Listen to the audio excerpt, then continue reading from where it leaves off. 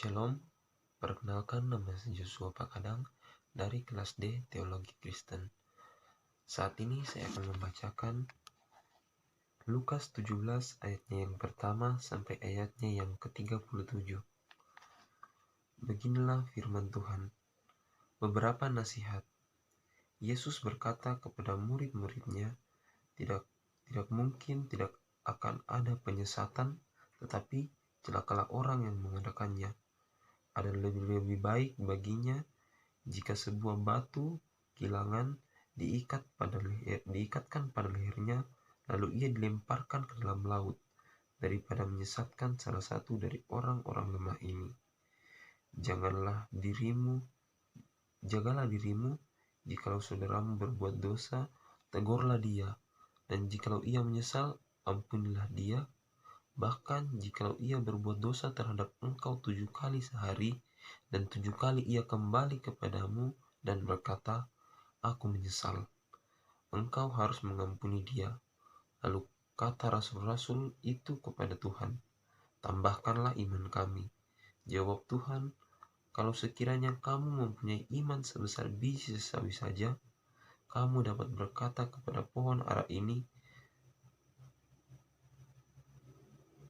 terbantunlah engkau dan tertanamlah di dalam laut, dan ia akan taat kepadamu." Tuan dan hamba, siapakah di antara kamu yang mempunyai seorang hamba yang membajak atau menggembalakan ternak baginya, akan berkata kepada hamba itu setelah ia pulang dari ladang, "Mari segera makan"? Bukankah sebaliknya, ia akan berkata kepada hamba itu, "Sediakanlah makananku, ikatlah pinggangmu, dan layanilah aku sampai selesai aku makan dan minum, dan sesudah itu engkau boleh makan dan minum"? Adakah ia berterima kasih kepada hamba itu karena hamba itu telah melakukan apa yang ditugaskan kepadanya? Demikian jugalah kamu, apabila kamu telah melakukan segala sesuatu yang ditugaskan kepadamu, hendaklah kamu berkata, "Kami adalah hamba-hamba yang tidak berguna. Kami hanya melakukan apa yang kami harus lakukan." Ke-10 orang kusta. Dalam perjalanannya ke Yerusalem, Yesus menyusur perbatasan Samaria dan Galilea.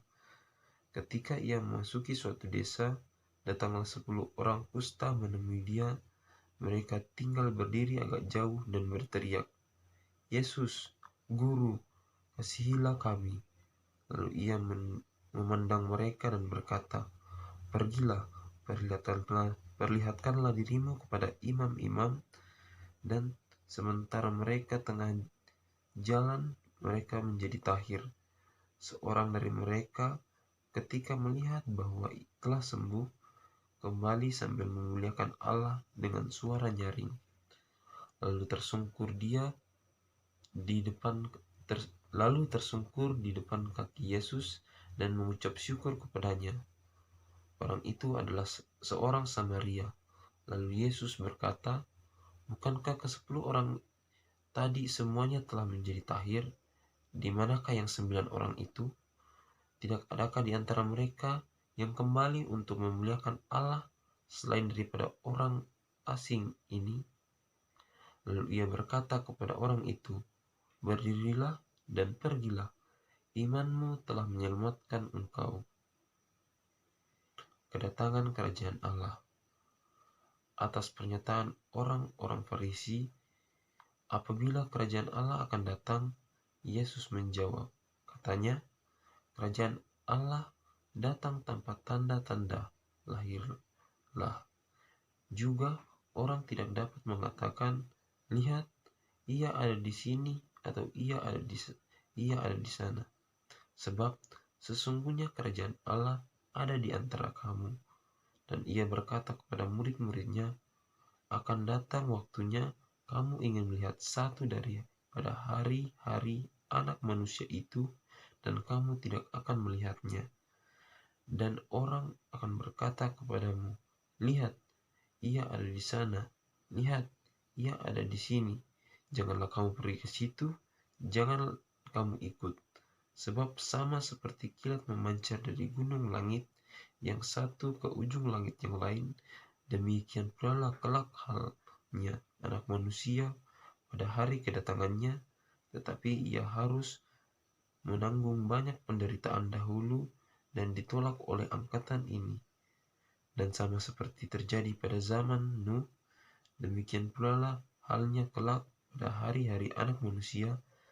Mereka makan dan minum, mereka kawin dan dikawinkan, sampai kepada hari Nuh masuk ke dalam bahtera, lalu datanglah air bah dan membinasakan mereka semua.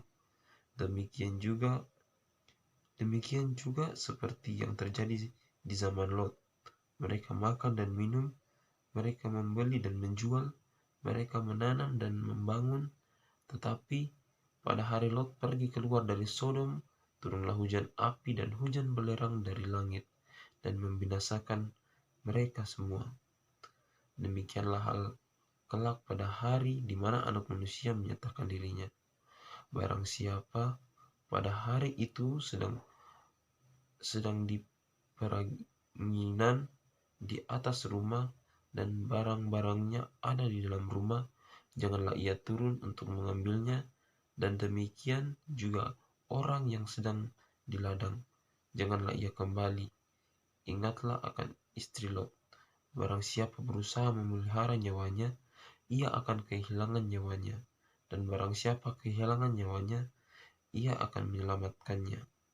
Aku berkata kepadamu, pada malam itu ada 2 orang di atas satu tempat tidur, yang seorang akan dibawa dan yang lain akan ditinggalkan.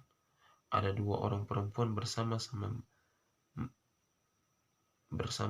menghilang, dan seorang akan dibawa dan yang lain akan ditinggalkan.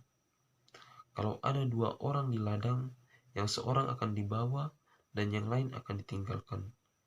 Kata mereka kepada Yesus, "Di mana Tuhan?" Katanya kepada mereka, "Di mana ada mayat, di situ berkerumun burung nasar." Amin, firman Tuhan.